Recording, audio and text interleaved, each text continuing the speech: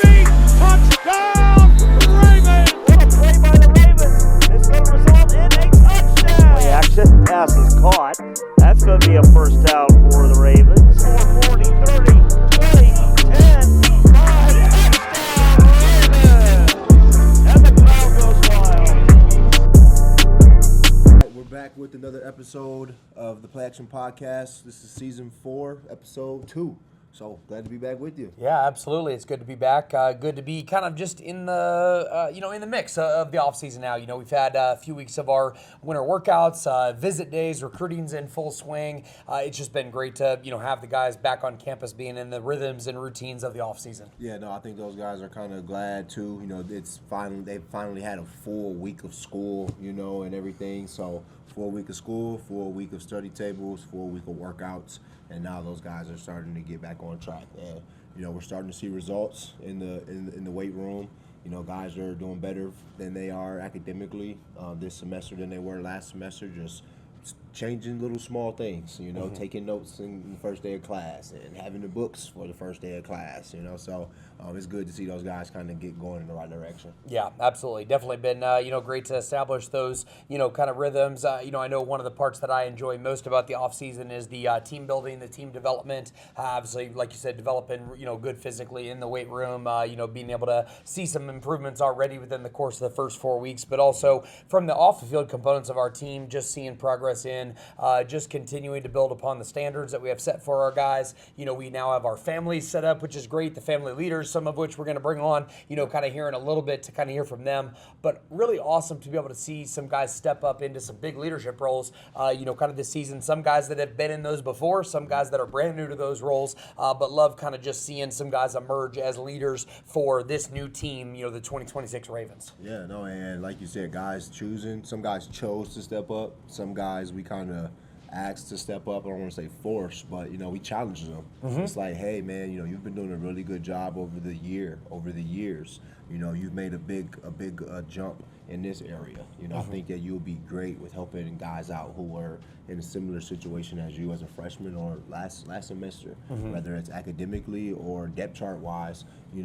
We feel like these guys that are our family leaders do a good job of not only just embodying the Raven way, but just going about their business the right way. They're engaged, they're involved, they're vocal, and who else do you not want to have leading your guys like that?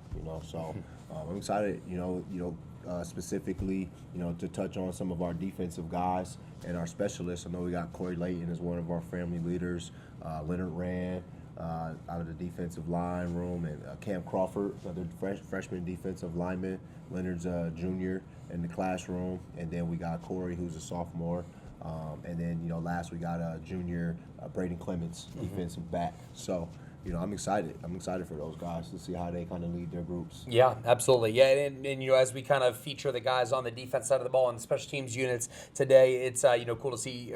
For two familiar faces, both Leonard and Corey were, family leaders last year, did a really good job leading their family, that small group, and, we wanted them to come back and be able to be in that role again this year for both Kam and Brehdyn. First time, in this role, definitely a special props to Kam to be able to, be nominated and, have this position as a freshman, going into your sophomore year, testament to his hard work. But ultimately, when you're in this role, you have to be the standard. That's part one. It's guys that have embodied exactly what we've asked them to do, guys that, visibly are the standard for their teammates in both how they operate on the field and off the field, whether that's in the classroom, in the dorm room, in the cafeteria, anywhere on campus. Like these guys, really do show what it means to be, a part of our program. They push a championship level standard in the classroom. All guys that have been, kind of on our academic award lists, before, some for multiple semesters, some for every semester that they've been here with us, that they hold themselves to a high standard there, as well as just in how they operate off the field as well too. Cool to have some of these guys as leaders on campus, in our campus community, in the dorms, as well as, here in our football program also. Yeah. But with Leonard Rand being an RA in the dorms and him being a family leader, I see that being no different. And it's good for him to kind of exercise both of those exercise his RA skills with being a family leader. And I'm pretty sure some things that we do within our football team that's kind of helping him become an RA. And that's what it's about. Yeah, absolutely. Yeah, we talk about the development that takes place in the program, and we want these guys to become better leaders to serve our team better, and that's a big part of what we do with the leadership development, the opportunities for them to get involved in and not just learn about leadership, but practice it.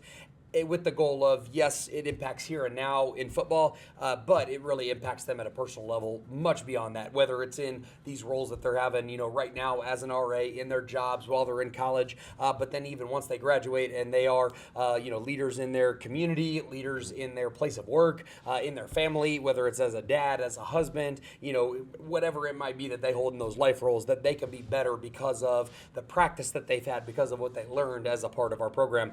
Man, that's why we exist, to develop these guys to be the best. Yeah, and it's more rewarding when guys kind of see it in the moment, but through and through, long as they figure it out or it clicks at some point, like, I was built for this, I've been in this situation before, I can do this, or the light bulb just goes off when they're in that situation. I think that's what it's all about. And you kind of already hit on it, just about how it pours into their homes, it pours into their relationships, the ones that we're not a part of, it pours into those. And that just goes into being developed all across the board and all the different areas that we talk about developing guys.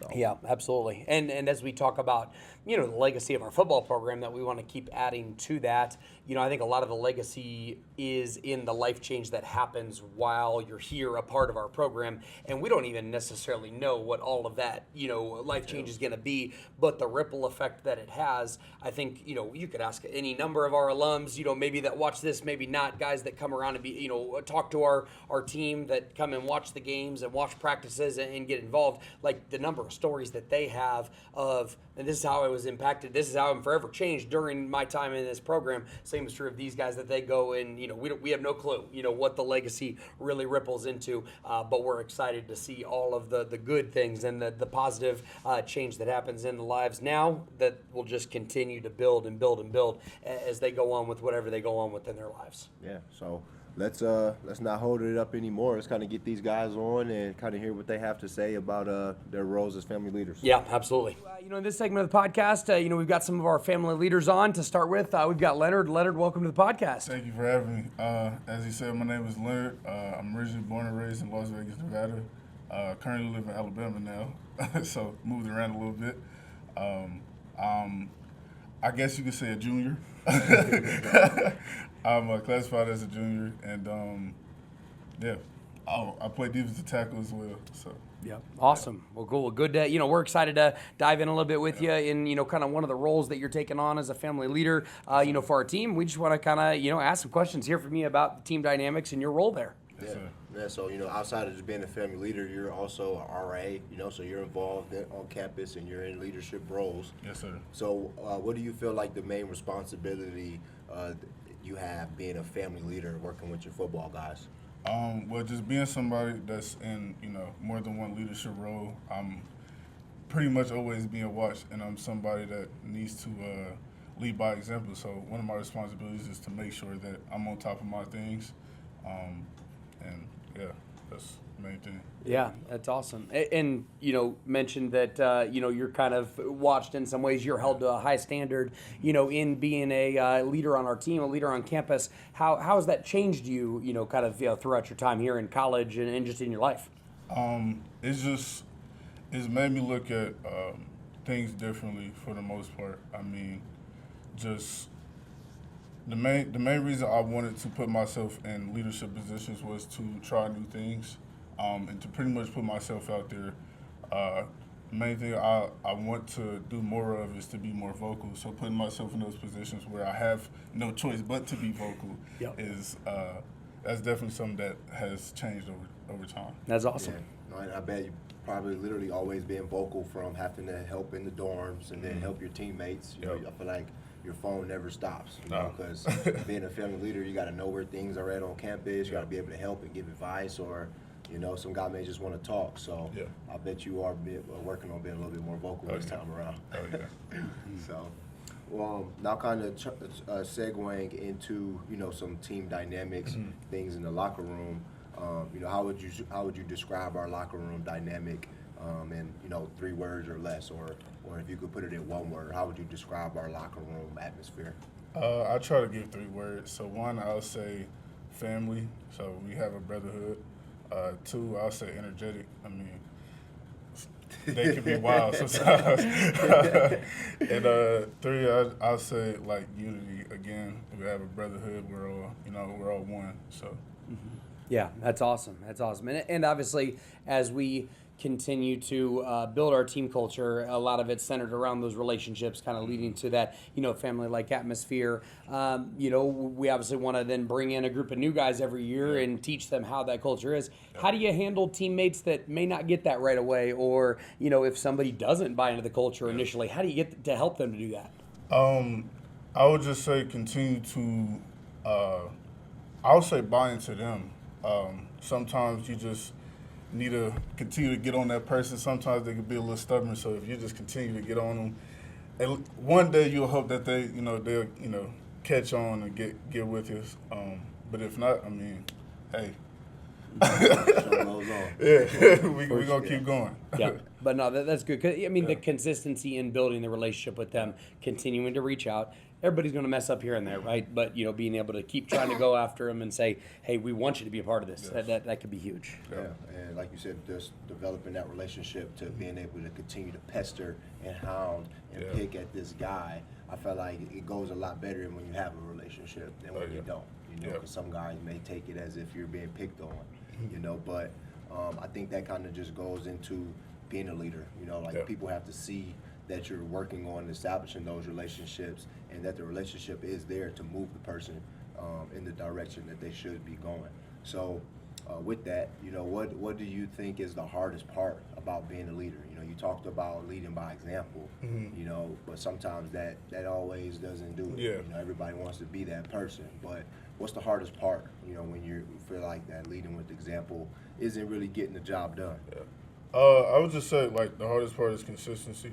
I mean, even because there's going to be days where you're not really feeling it, you may be sick, you may be dealing with other things outside of football, but regardless, because you're a leader, you need to be able to step up into that role regardless of, what's going on. So, Yeah, absolutely.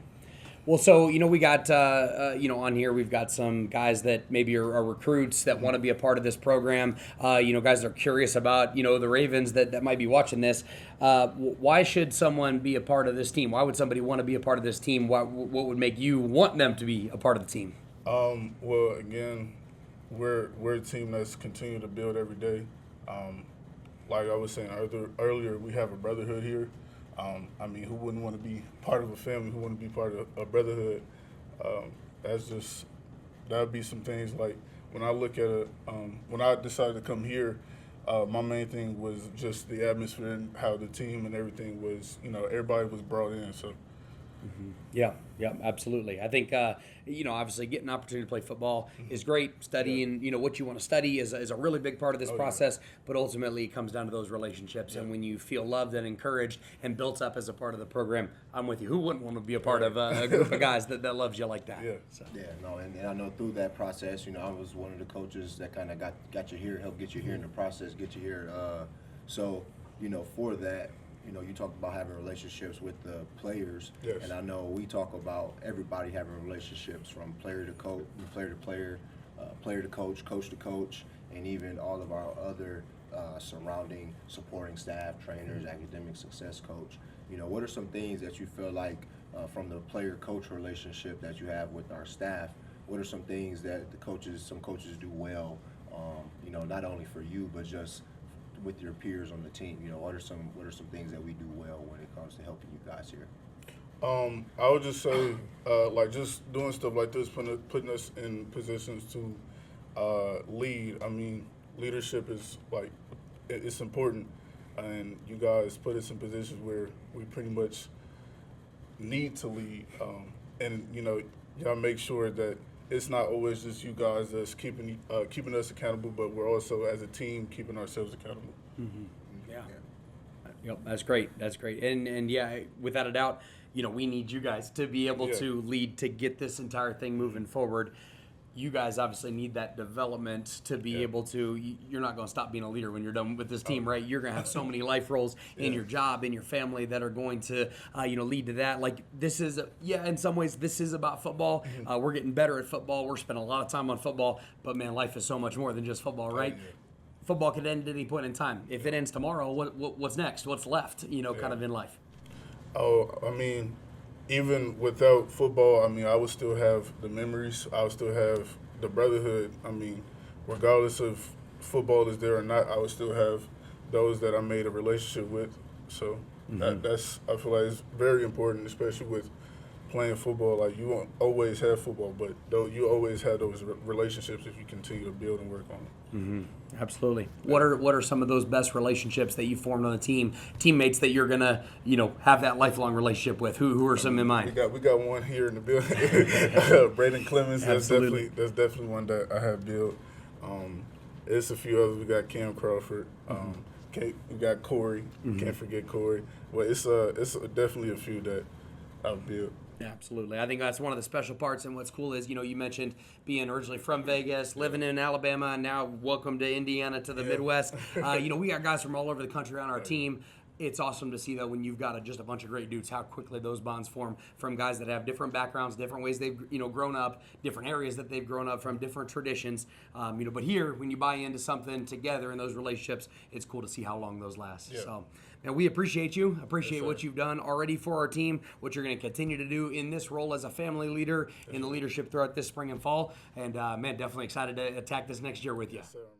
Well, welcome back. Next part of our segment here, we've got Kam on, one of our family leaders. Kam, welcome to the podcast. Good to be here. Yeah, so introduce yourself. Tell us a little bit about you. Okay, name's Kam Crawford, Kam with a K, from Richmond, Indiana. Currently study exercise science. I'm floating around what I want to do after college, but I got plenty of time. That's you obviously kind of like to lift weights, right? No, That's yeah, a little bit of a hobby for you. Yeah, bit. yep. That's good. That's fair. So, being a freshman, all right, you kind of put yourself in this role to be a family leader. What kind of made you want to step into this role being a freshman? You think your team's going to follow a freshman? I think, even though I am a freshman, I think from maybe not day one, but as the season transpired, I felt like I was more vocal, I was more comfortable, I was pushing guys in the weight room. And when I did the first time, we had seniors, we were doing farmer carries, and there's a yellow line that's like 5 yards deeper. I would always go to that yellow line. Yeah. Anyone who didn't go to that yellow line, it kind of upset me. So I finally said something, and then it kind of took off from there. So Okay, so that's great. And we call that being an edger, setting that line a little bit farther, challenging your peers to do a little bit more because you believe and you see something that they may not see within themselves. Yeah. And I think that's great, being a freshman. And, we tell guys all the time, just because you're a freshman doesn't mean that you can't be a leader for us, and like you said, you were showing that you were pushing the standard, holding the standard, and you have every right to hold people accountable and challenge people if you're doing those things. Yeah, absolutely. Definitely, I think it's a testament to the work ethic that you've put into things. The opportunity to, you earned a lot of playing time as a freshman as well, too, which was great. I think that helped to grow your platform when guys are seeing that you, are making plays for the team and doing the right stuff. And then ultimately the relationships that you're starting to build as you become more and more vocal with guys, that's been awesome. So, how is this experience as a family leader? Obviously, it's going to help in our team, but how is this going to impact you even beyond football?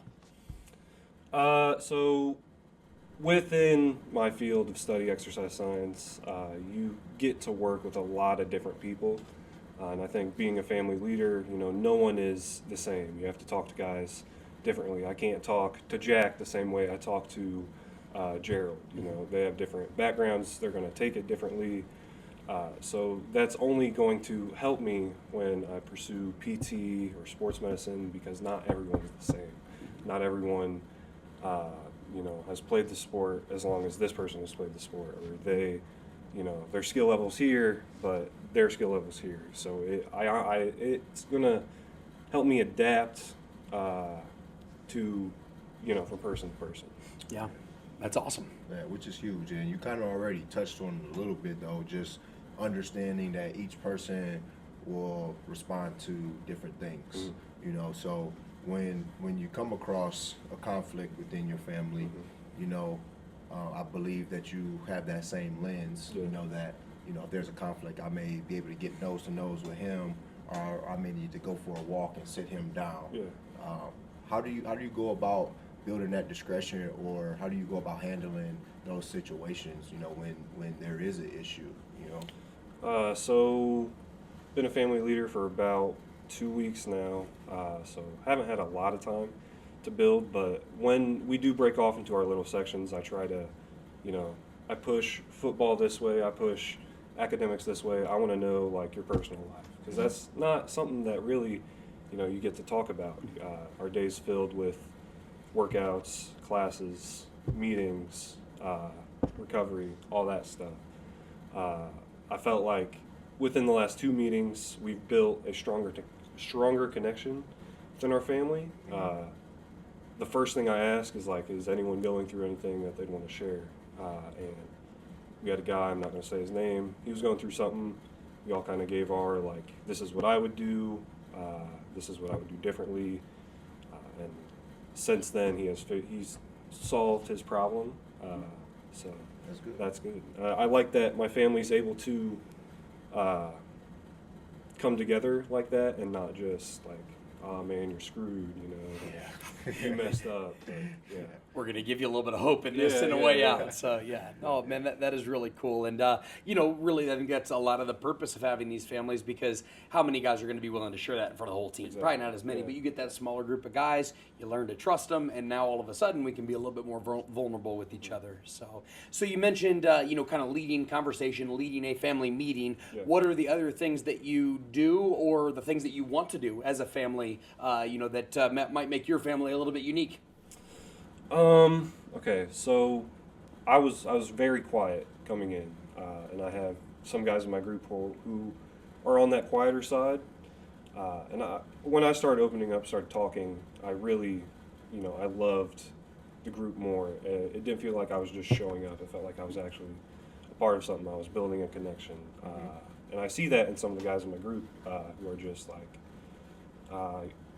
one-word responses, just doing the bare minimum. But we're opening up more and more, and to see guys who, like, I don't even know what their voice sounds like, Yeah. But having them, really deep dive into their day and their personal life, that means a lot to me, because again, I was like that. So really, I want them to open up. Like I said earlier, push academics, push football this way. I want to know you. Yeah. And it's like you never really know.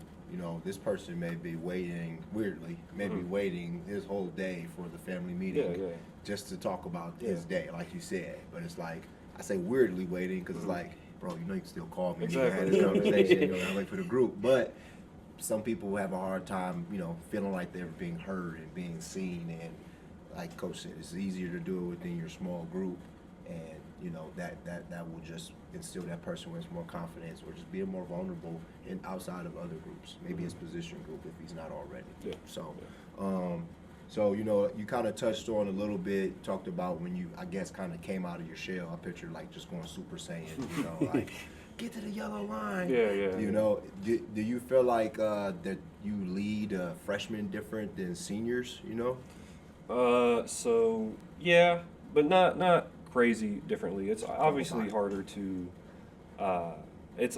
lead a senior because they've went through the program for all this time, and now you have this 19-year-old kid. He's like, hey, I'm going to lead you now. It's definitely a lot of adjusting, and you have some people who are very stubborn. Yeah.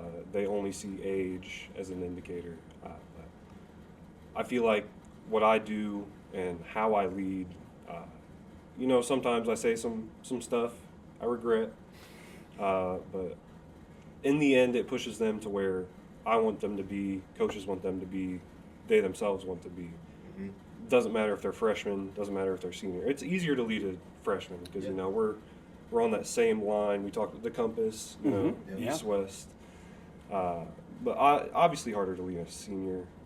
But I think the trust that I've built within the program, players, coaches, etc., really drives that thought in that, you know, hey, I'm not just a freshman. I'm someone who you can talk to or someone you can look for help and leadership. Yeah, and especially like you said, like peer-to-peer, like freshman level, you know, especially you're doing all the right things, you're playing, you know, you're getting what they want. I would listen to you also, you know, and even as a senior, you know, you would hope that a senior would come around, you know, an old dog can learn new tricks, or maybe that young dog can be just a spark of energy for that old dog, you know, so keep that in mind as you're going through things that, you know, he may have your back one moment, but you still might not give him the budge, but he sees the work you're doing with your peers, sophomores and those things, but I'm pretty sure that, you know, you have some influence over that old dog. So that's just a tip for those other young guys trying to lead some old stubborn dogs. Yep, absolutely. That you know, kind of brings to mind, there's a Bible verse in Timothy where Paul is trying to tell Timothy, and he's like, you know, encourage him, don't let people look down on you just because you're young, because you can lead, you can do all these things, have that confidence. Don't let somebody just take that age, you know, kind of as a, hey, this is the end all be all. And I think you've been a great example of that, of being able to have that influence. So, you know, you talk about as a leader, you really have to be the standard, you know, that is set, you know, live up to all the expectations that we have as a program, that you have for yourself. What happens when somebody isn't, you know, living up to the standards that we've got set as a program? They just end up hurting themselves, and by hurting themselves, they hurt their position group. Hurting their position group hurts their side of the ball hurts the team. I like to think of it as a chain reaction. You know, you mess up is going to mess him up, which will only mess him up, which will mess the whole group up. So when I see a guy who's not, you know, they could lift 20 pounds more, they're jogging sprints and stuff like that, I try to, you know, encourage them with some words, not good words. But my approach is really, I know what you can do, and when you don't go 100% or 110%, whatever we want to be at, it really upsets me because it feels disrespectful to me. Like, yeah, you're here, you're showing up, but you're not even doing the bare minimum. You know, if 100% is expected, you're going 75, then like, why are you even here? That's how I view it. Yeah, it's hard to build trust and build on that, you know. And I think some people don't look at it that way. It's something I've recently viewed as like a foundation, you know. Like, if I can't trust you there, we can't stand together. You know, we got nothing to lean on. So through that, though, through being in the weight room or being at practice or conditioning with those guys, you may not have noticed that, you know, this is y'all team just as much as it is, you know, his name on it, but the coaches, you know. How do you take ownership in that, and you know, how do you show that to your peers? Like, hey, you know, it's not coach's team. This is our team just as much. How do you embody the ownership and show that with your peers? So we all at one point in time for the team said that we were committed. You know, we signed the papers. We said, you know, this is where I want to be, whether it's 1 year, 2 years, 3 years, 4 years. While you are here, whether it is for, you know, a brief amount of time or your whole college career, you really need to, you know, you need to dig in. You know, you said you were committed. We signed a paper, the all-in paper. And when you're not all in, it's like you're not true to yourself. You're not true to your team. You're not true to your family. You're not true to anybody. And it's an integrity thing. And I feel like I show that. I feel like a lot of players on our team show that. Coaches show that. And when they don't show that, it really, like, demoralizes what we're trying to build, the foundation. You know, we say, you know, we're going to develop champions, do it the Raven way, be the hardest working, most competitive team. And when you are not showing that or even attempting to do that, it upsets, I want to use a different word, but it upsets all of us, not just you. When it's a team sport. Football's a team. It's not like golf. Right. Golf, you have a bad shot, it just affects you. Yep. If you have a bad play, or you can do more weight and you're choosing not to, or you're jogging a drill, it doesn't just affect you, it affects everyone. Yep. Mm-hmm. How you do something or how you don't do something can affect us in a good or bad way. So figure it out. That's awesome. Man, I could feel the emotion coming out of you as you describe those teammates that you want. Now, go the other way. What's a type of guy that you're like, if you're like this, do not come here? What's a type of guy that would struggle here? Somebody who cannot shut their brain off, someone who is very egotistical. Coming in, I was like that for probably one practice. Oh, they wanted me, I'm the big dog, I'm this, I'm that. And then got humbled. Not in a crazy way. It was just, seeing a guy in front of me like Leonard, Cooley. Those were great guys to have in front of me. I came in. I thought I was going to be, all conference. I'm going to I'm going to start immediately. But I was a cancer. I was a cancer for a week, and then I really changed my mindset. Like, hey, I'm here for a purpose. Maybe it's not be this crazy, amazing, better than everyone guy, but not that I can't get there, not that I don't want to get there. But I had to step back. I had to humble myself, and I stepped into a role where maybe I wasn't content with it in the summer. Maybe I didn't want to be there in the summer. Maybe I saw myself as this, and I was actually this. But being able to do that myself really showed me I can adapt. I'm not in this one box. I can really, do my thing. And if you're not that type of guy, if you can't adjust, if you struggle with, I'm not here, so I'm just going to shut down, or I'm not getting my way, I'm not getting as many reps or as many plays or as much attention I want, I'm going to shut down. You can't do that. You have to push. You have to shut your brain off. You have to work. You have to grind. On the field, off the field, in the classroom, everywhere, you have to grind. Yep, that's awesome. That's so warning to those out there. If you're going to do that, you better figure it out. Like what Cam did. That way, you can kind of get on board and on the right side of this. But man, it's been awesome to see your development over the time you've been here in the program so far. We're excited to keep seeing the development as a player, as a leader, a part of our team, and just as you continue to go further in life from here. Cam, we appreciate you. We're thankful for you. Excited to tack this next year with you. All right. Well, we're here in the next segment talking with Corey, another one of our family leaders. Corey, welcome to the podcast. Thank you for having me. I'm really excited for this opportunity. Yeah, awesome. Well, cool. So tell us a little bit about yourself. So my name's Corey Layton. I'm a sophomore here at AU. I'm studying business management. I'm from Alexandria, which is 20 minutes up the road from hometown right here. And I'm a kicker. Awesome. Well, cool. That's cool. So, like you said, you're not too far from your backyard. Yeah. So, in your 2 years of being here, I think it's great for you to be recognized by your peers and even the coaching staff to be a family leader. What does it feel like, or what does being a family leader mean to you? I'm honored to have the role of family leader. You coaching staff have put me here, have given me the opportunity, and it's like a step from the role when I had in high school. I wasn't really that leader in high school. I was just a guy there, I felt like. But it's kind of a step. It's like I'm growing, I'm getting there. It's just really trying to expand my horizons. I'm trying to do stuff new. And that's what it feels like. It feels like a giant step forward.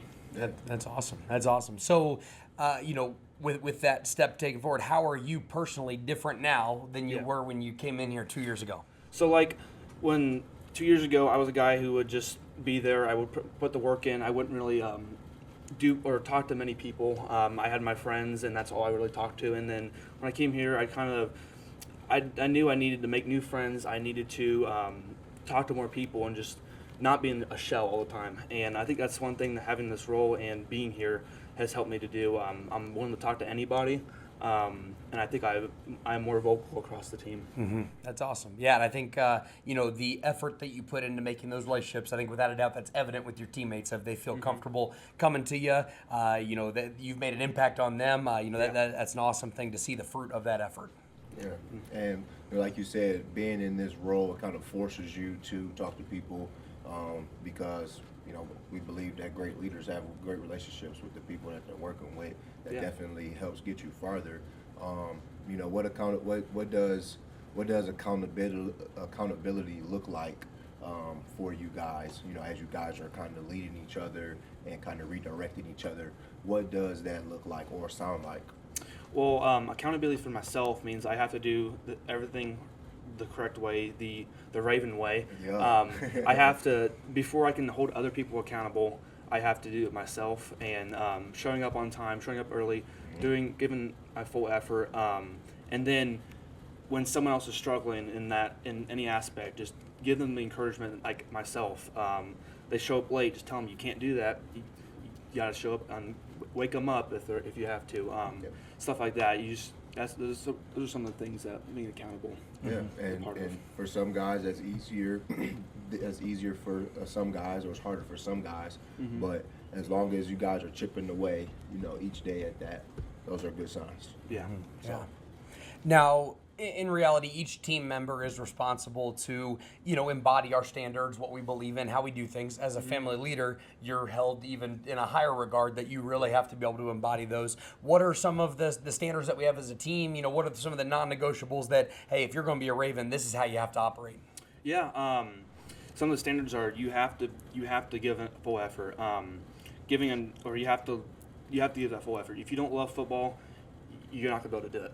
You have to have that drive, and doing things like showing up to class, sitting in the front of class, stuff like that, where you show your professors that you really want the education. You're not there to just to be there, and following the rules, like we don't wear PJs to class. And doing the little things and attention to detail are the really important things that, as a family leader myself, have to do, and otherwise no one else is going to listen. Absolutely, and a lot of those things really don't take any level of talent to be able to do them, right? It's things that no matter how talented of a player you are, no matter how smart of a student you are, you can do those things the right way, and without a doubt, those amongst the many other things that we talk about are going to lead to your success. For sure. So as you're going through, the week with the guys and, workouts and everything, when you start to notice as a family leader, or if a teammate, brings something up to you, like a concern, how do you as a family leader go about helping that person who's struggling or handle the issue that has been brought into you? Yeah, it really varies. The different people have different ways of communicating. Like you have people that are more quiet and they don't want to talk around a bunch of people. You have people that want to talk in front of everybody. It depends on the person. Like if someone comes up to me and has an issue or like has something going on and they want to talk to me, I will take my time, or if I'll find an open time, talk to them, go somewhere, go get some food, sit down, talk to them, or just ask them what I can do to help them. And those are some of the ways that I like to help other people when they're having issues. Yeah, I think that's important, for you guys to be able to have those tough conversations. That's part of leadership too. We voice that a lot. You want to be able to have the good conversations, but through the tough conversations, that's where we grow. That's where trust and being vulnerable, comes from. And we get further through going through that mud. So it's good that you're a guy who's not going to run away from it, and your guys know that. Yeah, and holding stuff in isn't healthy at all. And it's being vulnerable to everybody even myself. As a leader, I can't be holding stuff in. I have to be vulnerable to my people in my family and other teammates, for them to be vulnerable to me too. So 100%. Yeah, that's huge, and that's a great example to be able to set for the young guys coming in, as freshmen, guys that haven't been a part of, this community, that it's okay to be that you're not going to be looked down upon because you're struggling with something, but ultimately you're going to be lifted up, because that's what you need in those moments. Now, one thing I obviously appreciate about you've helped us out a ton in the recruiting process. You spend a lot of time on our visits when we bring recruits to campus, talking to guys, getting to know them, let them get to know us as a program. When you talk to those guys on campus, or even someone that's watching here today, why should someone want to be a part of this program? Yeah, it's so close. Like the group of guys we have here now are so close. We can talk to anybody. No one has any grudge against anybody. We all are friends. We all hang out. We have all kinds of different. We hold all kinds of different things together. Madden leagues, all kinds of little fun stuff we do, and it being a part of a brotherhood is special. It's a different feeling than you may feel in your high school teams or something like that, depending on the people there. But it's a weird feeling that I never felt until now, and just being a part of a brotherhood is really, really special. So. Yeah, that's awesome. I mean, life's about people. You have success with good people around you. You definitely want to find a place where you connect, really well with a lot of guys. So that's awesome. Yeah, no, and it's cool to see the growth throughout the few years you've been here, not only just with the team, but just you as a leader and everything, and the relationships that you've established from being in a leadership role, but also just being on the team, you know, because you guys hang out a lot on and off the field, and the more you guys hang out off the field is going to, allow you guys to, lead each other, and that should be an easier process. But, even when we're on campus, you guys may hang out with the coaches a little bit more and those things, but through the leadership council that Coach Codd has been, meeting with you guys weekly about, what are some things that you've kind of taken away to kind of help you kind of empower, yourself as a leader, as you lead your peers? Yeah, I've taken away, like, the amount of effort putting into leading is exponential when you want to get to higher levels, and having just the will to do it makes it so much easier mentally. Like when you want to take that step from just being the guy telling people what to do and they're not going to listen to you because you're not doing what you're telling other people to do. You got to embody that the mindset of I got to do what I'm supposed to do, and then helping others and showing them, leading them by example. Yeah, it's really and aspect. I think this is great because you see that every day from your coach. Talk about being the hardest working, most competitive player. Definitely one of the hardest working, most competitive coaches in the conference. So it's good to see that you guys are paying attention to that, and you guys understand that to be successful, that is what is going to have to be done. Yeah. So keep up the work. For sure. Now, we're excited about what you're doing in your role as a leader here within our team, but your leadership's not going to stop when you graduate from this program, right? It's going to go with you into your job, into your family life, into really every life role that you have. So, football's going to end at some point. What's next? What's after that? What remains even after football ends? Yeah, I'm always going to have the memories of being on the team and having the opportunities to lead people underneath me and grade level wise, and just to help bring them to their standard. But it'll a lot of the things, most of the characteristics I learn are going to transfer to my job when I'm done with the program, and when I graduate, when I get on a full-time job and working as a manager or something like that. The roles of building the team is going to be the same.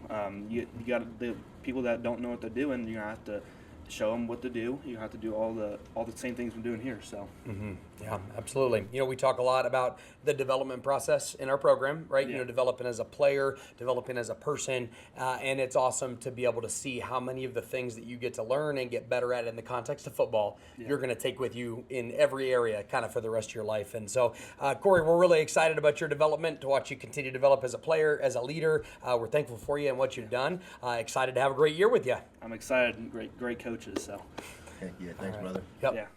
All right. Well, so we've got now Brehdyn, here on the segment with us. Brehdyn's one of our family leaders. Welcome to the podcast, and definitely excited to have you here. Thanks for having me. So my name's Brehdyn Clemons. Like you said, I am a sophomore here. I play corner, and I am a sports marketing major. And I guess I'm from Midland, Michigan. So from the Mid, gotta love the temperature. Definitely a temperature change from here up in north. So it's pretty good to be here. Without a doubt, especially now, right as it gets into spring, gets a little bit warmer. Up at home, they got to be buried in a couple feet of snow right now, right? Probably, I wouldn't be surprised. Yeah. So, with you being here, these last few seasons, and this is your first time being a family leader, I think your leadership role has tremendously grown outside of your role on the field. All right, which glad to be a part of it. Glad to see it.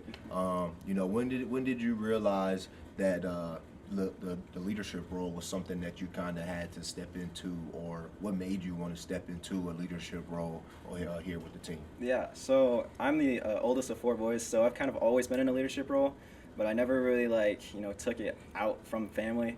And I finally realized this past year that I'm going to be starting to become one of those people, someone that some people look up to. Mm-hmm. So I was like, you know what, maybe I should just become a family leader and probably start getting a hang of things. And so I'm very grateful to become a family leader this off season from now on. Heck yeah. No, I think that's great. Like I said, you finally got guys coming up to you asking you questions about technique and those things. So it's good to see you kind of handle those situations and lean into it. Yeah, absolutely. So, now that, in your first off season, in this role, what are some ways that you have just personally grown just simply from, kind of being in this role now? Yeah, so it definitely helped me kind of get my communication skills up, because I'm not the guy who, wants to talk in front of people. So definitely just kind of having those little family meetings, just kind of talking to them about what we've talked about during the team meetings, just kind of figure out where people are at. It's definitely helped me, get my public speaking better, and definitely helped me understand the team better. So it's pretty good. Yeah, so, and like you said, being able to I don't want to say being forced to talk with these guys, but basically every day. Yeah. As you, this is your 3rd team you've been a part of here, right? So what makes this year's team chemistry different than the previous teams that you've been on a part of here, or even at the high school level? What's so special about this year's team chemistry? Well, I'm gonna start with high school, because I actually never really had that kind of team dynamic that we have here at high school. I don't really talk to many people from my high school team. I talked to my high school quarterback last year because he was on an opponent team. But what's make this team so great is that I can, feel like I connect to people more. I definitely feel like people are kind of listening to me a bit more, which is kind of good, and I'm also listening to them because they're pushing me to be better, and I'm pushing them to be better. That's huge. It feels good not only to be heard from peer to peer, but coach to peer. Having that relationship, like, hey coach, I'm seeing this, I'm getting this. Can we try this? I think that's the big step from high school and colleges, being able to communicate and express what you're seeing and have that trust, between peer to peer and coach to player. Yeah. So speaking on kind of pushing each other to be better, now in your freshman season, in your sophomore season, you weren't necessarily a family leader yet, but who in those years, or who in maybe your families at that time, were the ones that pushed you the most to improve on the field, to get better as a teammate, to hold standards? Who was the guy that pushed you well? I would say it's hold standards. PY, he definitely helped me get the standard down when I got here. And then I definitely say Jake Simpson definitely pushed me to be better as a defensive player and just a person in general. So those two are definitely probably my role models here. Mm-hmm. Yeah, and through that process, figuring out, sounds like you as a guy figuring things out on a new team, you had to find somebody to follow, and you chose those guys for your reasons, and that may have been an easy decision or a hard decision, but while stepping into a leader, it's not an easy thing, right? Mm-hmm.